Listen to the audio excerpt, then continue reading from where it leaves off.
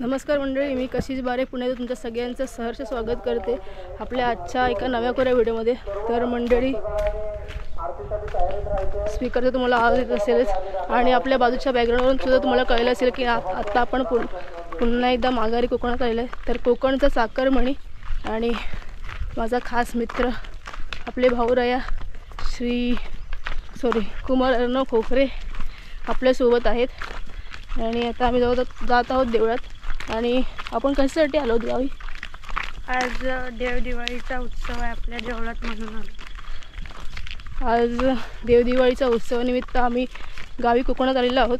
आणि देवदिवाळी का साजरी करतात तर मार्गशीर्ष महिन्याचा पहिला दिवस हा देवदिवाळी म्हणून साजरा करतात आणि कार्तिक शुक्ल एकादशी ते पौर्णिमेपर्यंत जे 5 दिवस असतात ते 5 दिवसाचा कालावधी हा देवदिवाळीचा कालावधी असतो। आणि ह्या दिवसामध्ये खरं तर जे विष्णुदेव आहेत ते विष्णुदेव बळीराजाच्या राज्यातून पुन्हा माघारी त्यांच्या स्थानी परतलेले होते, म्हणून त्या निमित्ताने हा दिवस साजरा केला जातो अशी आख्यायिका आहे आणि असं पुराणामध्ये लिहिलेलं आहे। तर आणि या देवदिवाळीच्या निमित्ताने आपण आपले जे ग्रामदेवता आहे, कुलदेवता आहेत आणि इतर आपले जे देव आहेत त्यांची आपण पूजा अर्चा करतो, त्यांना आपण साकडं घालतो। अशी आख्यायिका कोकणामध्ये प्रत्येक वेशीनुसार गावाच्या प्रत्येक भागामध्ये वेगळ्या प्रकारे साजरी केली जाते देवदिवाळी।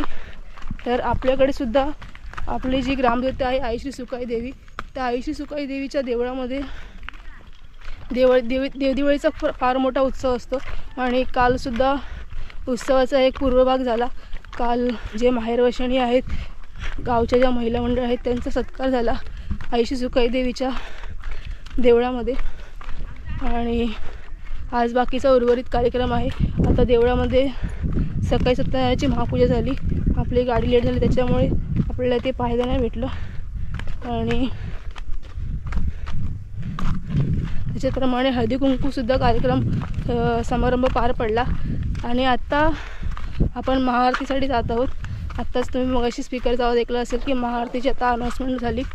महाआरतीनंतर महाप्रसाद असेल आणि नंतर संध्याकाळी भजन, हरिपाठ आणि रात्री मग बहुरंगी तमाशा असणार आहे। आणि बहुरंगी तमाशामध्ये खास आकर्षण म्हणजे आपला हा अर्णव खोखरे पाठीवर हा आपला बालकलाकार त्याची कला सादर करणार आहे। तर तुम्ही ते आपल्या व्हिडिओच्या माध्यमातून पाहणार आहात। चला तर मग आपण थेट देवळात जाऊया आणि देवळात पुढचं कंटिन्यू करूया। बाय। दर्शन वगैरे आता आपण देवळाजवळ पोचलेलो आहेत आणि ते होतं सामान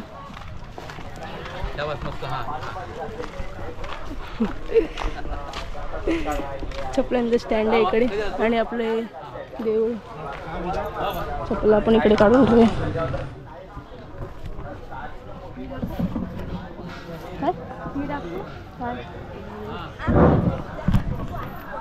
आपलं देऊळ आरतीला सुरुवात होत आहे। हे इकडून यार राव